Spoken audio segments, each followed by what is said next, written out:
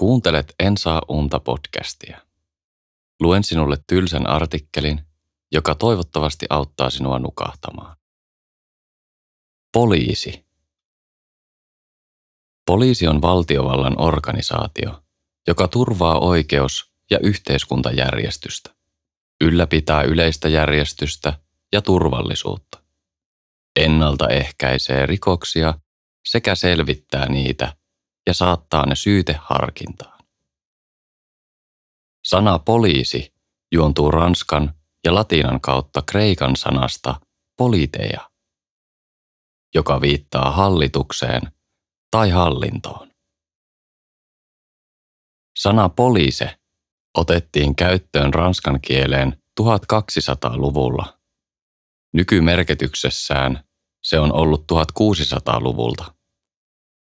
Suomen kielessä nimitystä poliisi käytetään sekä poliisiorganisaatiosta että yksittäisestä poliisihenkilöstä. Poliisin tehtäviä. Poliisin toimintakyky pohjautuu viime kädessä voimakeinojen käyttöön tai voimakeinojen käytöllä uhkaamiseen. Suomessa poliisiviranomaisella on virkavelvollisuus, jonka mukaan hän on velvollinen toimimaan rikostilanteessa, ja tämän rikkominen on rangaistavaa. Useimmissa läntisissä oikeusjärjestelmissä poliisin päärooli on ylläpitää yleistä järjestystä sekä tutkia rikoksia, etsiä epäillyt, tarvittaessa ottaa heidät kiinni ja viedä asia syyttäjälle, joka päättää jutun viemisestä oikeuden käsiteltäväksi. Poliisi voi osallistua järjestyksen valvontaan suurissa kokoontumisissa. Sitä tarvitaan myös hätätilanteissa, onnettomuuksissa sekä etsintä- ja pelastusoperaatioissa. Tarjotakseen nopeaa palvelua, poliisi tekee usein yhteistyötä pelastuslaitoksen ja terveydenhuollon kanssa. Monissa maissa on käytössä yleinen hätänumero, johon soittamalla voidaan hälyttää poliisi, pelastuslaitos, ensihoito tai sosiaalipäivystys. Pohjoismaissa poliisi reagoi osaan rikkomuksista määräämällä rikesakkoja tai viemällä rangaistusvaatimusmenettelyssä päiväsakkorangaistuksia syyttäjän vahvistettavaksi. Merkittävät rikoksiksi luettavat teot johtavat yleensä poliisin suorittamaan esitutkintaan. Esitutkinnan päätteeksi poliisi toimittaa tapauksen asiakirjat syyttäjälle, joka päättää syytteen nostamisesta. Poliisin tehtävään hoitaa yleistä turvallisuutta kuuluu myös useissa maissa valtion laillisen yhteiskuntajärjestyksen puolustaminen sitä uhkaavia aineksia vastaan. Tyypillisesti tällaisia tehtäviä hoitavaa poliisia kutsutaan turvallisuus- tai valtiolliseksi poliisiksi. Joissakin maissa on myös puolisotilaallinen poliisi, joka tunnetaan santarmilaitoksen nimellä. Tämän tyyppiset yksiköt ovat sisäiseltä järjestykseltään sotilaallisia, mutta toimivat useimmissa tilanteissa tavanomaisen poliisin tavoin. Monissa maissa, erityisesti liittovaltiojärjestelmissä, voi olla useita poliisi- tai sitä muistuttavia organisaatioita, joista jokainen palvelee hallinnon eri tasoja ja vastaa eri lakien valvonnasta. Esimerkiksi Yhdysvalloissa jokaisella hallinnon tasolla on omat poliisivoimansa, kuten kaupunkipoliisi, piirikunnan seriffi ja osavaltion poliisi, joita johtavat paikalliset ja osavaltion viranomaiset. Lisäksi liittovaltiolla on monia eri tehtäviin erikoistuneita lainvalvontavirastoja, joista näkyvin on FBI. Maailman valtiot ovat perustaneet kansainvälisen rikospoliisijärjestön Interpolin etsimään ja torjumaan ylikansallista rikollisuutta sekä tarjoamaan kansainvälistä yhteistyötä ja koordinaatiota muissa poliisiasioissa. Tällaisia ovat esimerkiksi sukulaisten informoiminen ulkomaan kansalaisen kuollessa. Euroopan unionin alueella aavistuksen tiiviimpää poliisiyhteistyötä koordinoi Europol. Poliisin varustus. Monissa maissa poliisit kantavat ampuma-aseita tehdessään normaalisti työtä. Yhdistyneessä kuningaskunnassa, Norjassa ja joissakin muissa maissa poliisit eivät kanna tavallisesti ampuma-aseita, ellei tilanne sitä välttämättä vaadi. Poliisilla on usein erikoisyksikköjä, muun muassa aseistautuneiden rikollisten varalle. Poliisit voivat varustautua myös ei-tappavilla aseilla, esimerkiksi mellakoiden hallintaan. Ei-tappavia aseita ovat pamppu, kyynelkaasu, OC-sumutin, etälamautin, kaasusumutin, kumiluodit ja tyrmäysaseet. Aseiden tai tappavan voiman käyttö on tyypillisesti viimeinen keino. Asetta käytettäessä voimankäyttösäännöksistä onkin usein siirrytty vähintäänkin osittain hätävarjelutilanteeseen, jossa poliisin itsensä tai sivullisen henki tai terveys on vaarassa. Joidenkin maiden lainsäädäntö sallii asetta käytettävän myös pakenevia henkilöitä vastaan ilman erityistä vaaran uhkaa. Poliiseilla on mukanaan käsiraudat, joilla vastarintaa tai sen uhkaa voidaan rajoittaa ja välttyä näin muiden voimakeinojen käytöltä. Poliisin vaatetus on yleensä työasu, johon kuuluvat kauluksellinen paita, suorat housut sekä useissa maissa solmio. Suomessa siirryttiin 1990-luvulla haalareiden käyttöön, johtuen lähinnä suomalaisten poliisien joutumisesta päivittäin tekemisiin päihtyneiden, usein huonovointisten henkilöiden kanssa. Poliisivoimien rakenne. Useimmiten poliisiorganisaatiot jakautuvat erilaisiin yksikköihin, joista kunkin tehtävä on keskittyä tietyn tyyppisten rikosten tutkimiseen. Useimmissa länsimaisissa poliisivoimissa ehkä olennaisin jako on tehty univormupoliisien ja rikostutkijoiden välille. Univormuihin pukeutuneet poliisit keskittyvät usein järjestyksen pitoon, liikenteen valvontaan ja aktiivisen rikollisuuden estämiseen. Tutkijat taas tutkivat pidemmällä aikavälillä ja perusteellisemmin jo tehtyjä rikoksia. Joissakin tapauksissa poliisit suorittavat peitetoimintaa tutkiakseen rikoksia. Tällöin he toimivat tavanomaisessa ammatissa paljastamatta itseään poliisiksi. Pääasiassa tämä koskee järjestäytynyttä rikollisuutta, jota on muutoin vaikeampaa tutkia. Poliisin menettelystä peitetoiminnassa on tarkat säädökset. Poliisin pienemmät osastot keskittyvät esimerkiksi liikenteen valvontaan sekä kansainväliseen ja järjestäytyneeseen rikollisuuteen. Lisäksi valtion turvallisuutta on yleensä valvomassa turvallisuuspoliisi, jonka nimike vaihtelee maittain.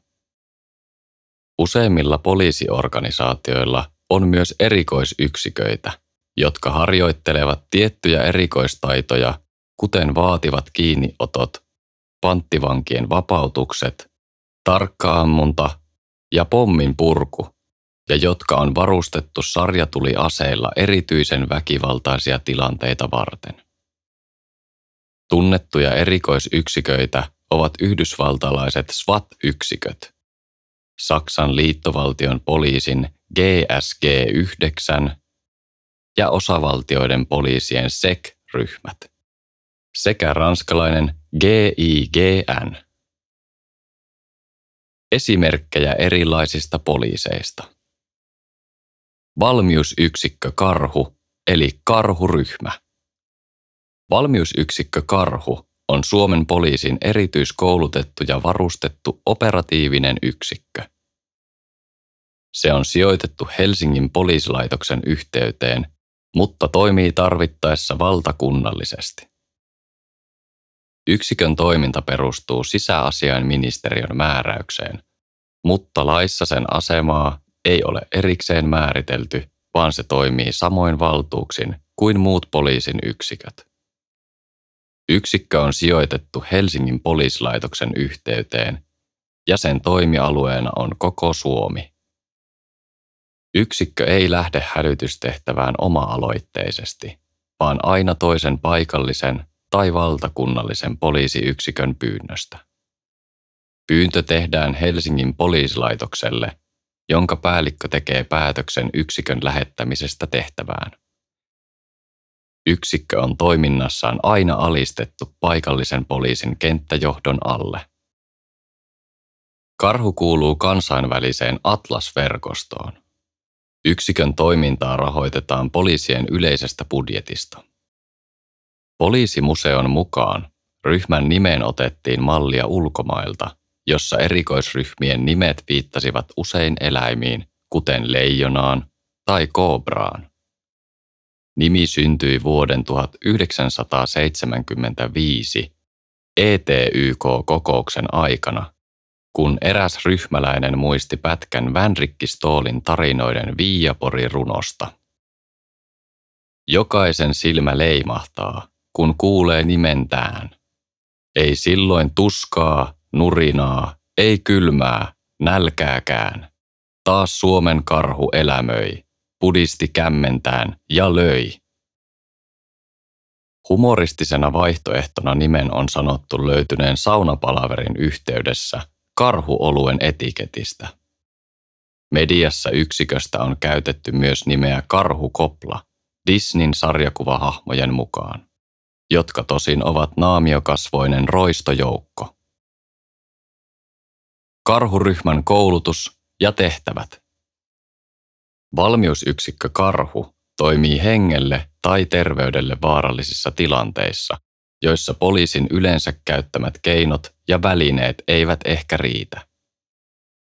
Yksikköä käytetään esimerkiksi panttivanki- ja linnoittautumistilanteissa sekä vartioimis- ja turvaamistehtävissä.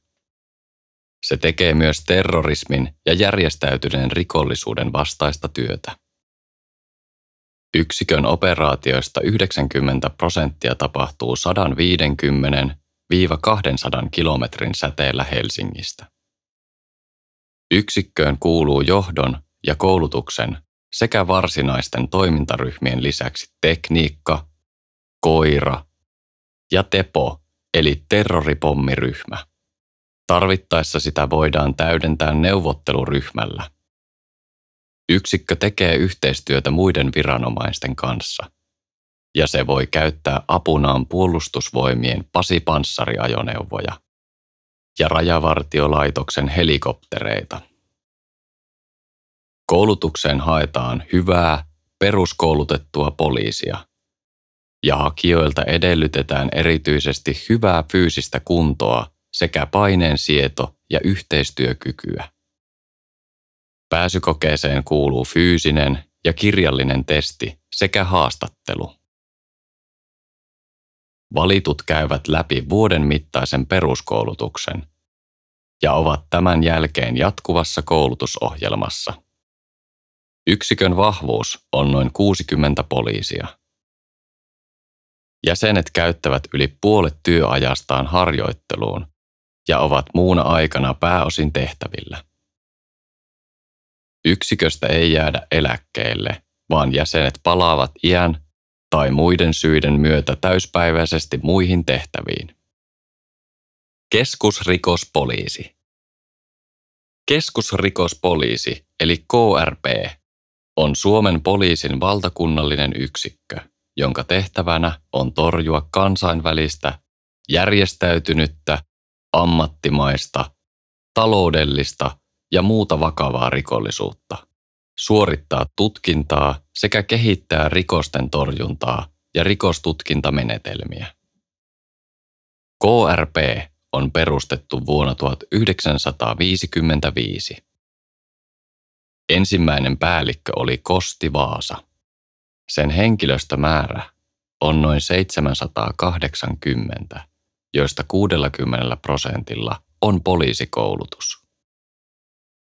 Vaativan rikostutkinnan suorittamiseksi KRP:ssä työskentelee suuri määrä eri alojen asiantuntijoita. Esimerkiksi ylemmän korkeakoulututkinnon kemian alalta suorittaneita henkilöitä, rikoskemisteinä rikosteknisessä laboratoriossa. Keskusrikospoliisin edeltäjä oli sisäasiainministeriön alainen Rikostutkimuskeskus, joka perustettiin vuonna 1926.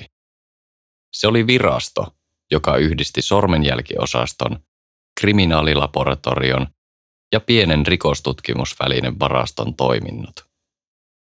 Vuodesta 1938 alkaen rikospoliisikeskuksia perustettiin lääneihin suurten poliisipiirien yhteyteen. Rikostutkimuskeskus muutettiin keskusrikospoliisiksi vuonna 1954. KRP:n tehtävät. Keskusrikospoliisi tuottaa rikostorjunnan asiantuntijapalveluita poliisin eri yksiköille ja useille muille viranomaisille, esimerkiksi Tullille. Asiantuntijapalveluista tärkeimpiä ovat rikosteknisen laboratorion suorittamat tutkimukset, rahanpesun selvittelykeskuksen toiminnot, kansainvälisten oikeusapupyyntöjen ja virka-apupyyntöjen välittäminen, rikostiedustelu ja rikosanalyysin palvelut, teknisen tiedustelun ja tarkkailun palvelut, elektronisen todistusaineiston käsittelyyn liittyvät palvelut, rikostorjuntaan liittyvät kielipalvelut ja KRP:n tehtäviin liittyvä koulutus. KRP kirjasi vuonna 2005 tutkittavakseen 929 rikoslakirikosta. Tutkittavien rikosten määrän vuosittaiset vaihtelut ovat olleet 2000-luvulla suhteellisen pieniä.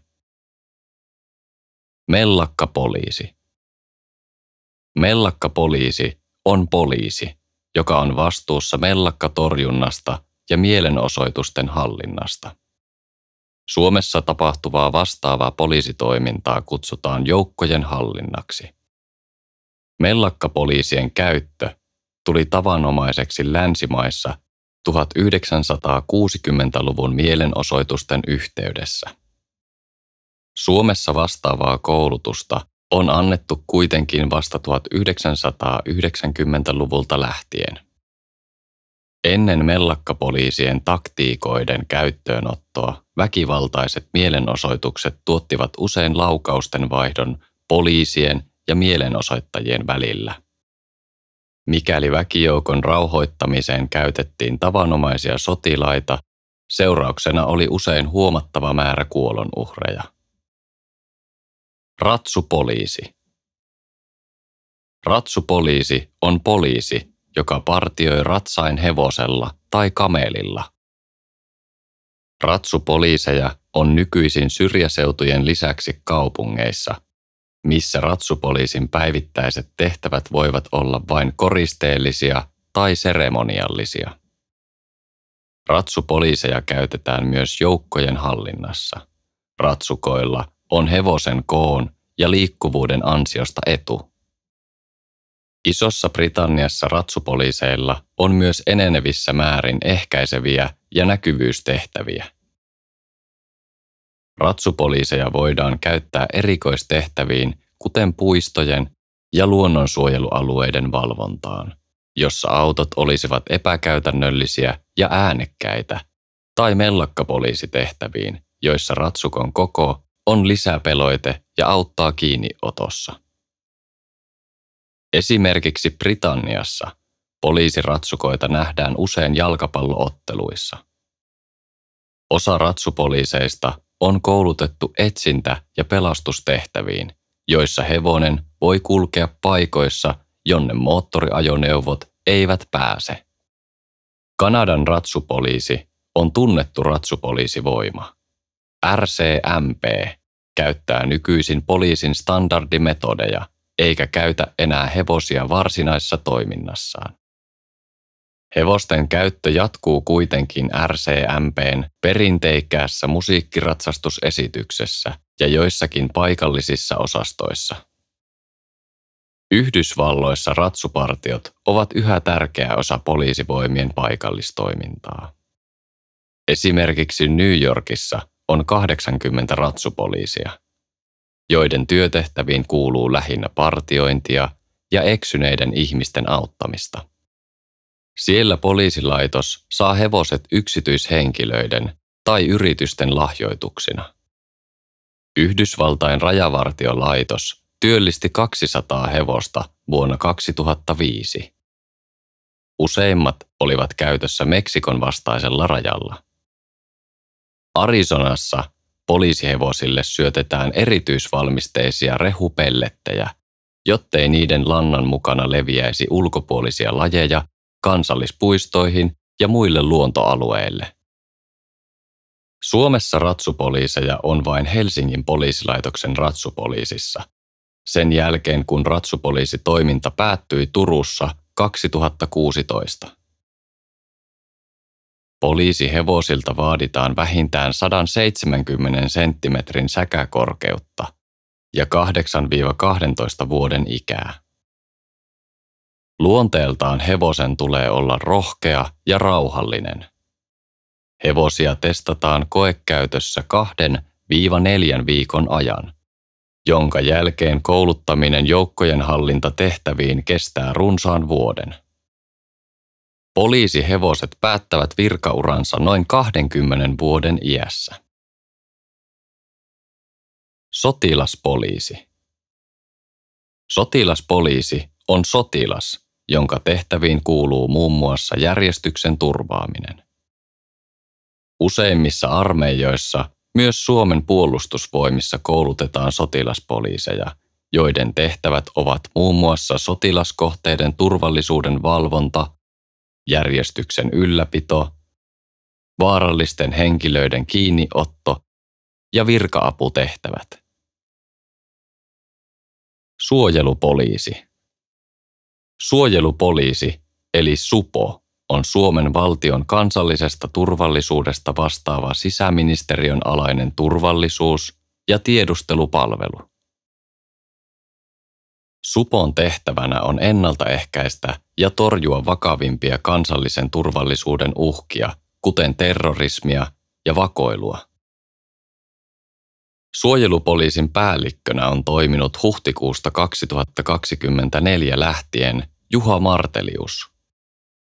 SUPOlla on 2 apulaispäällikköä, Jonna Turunen ja Teemu Turunen, jotka molemmat nimitettiin tehtäviinsä kesällä 2021.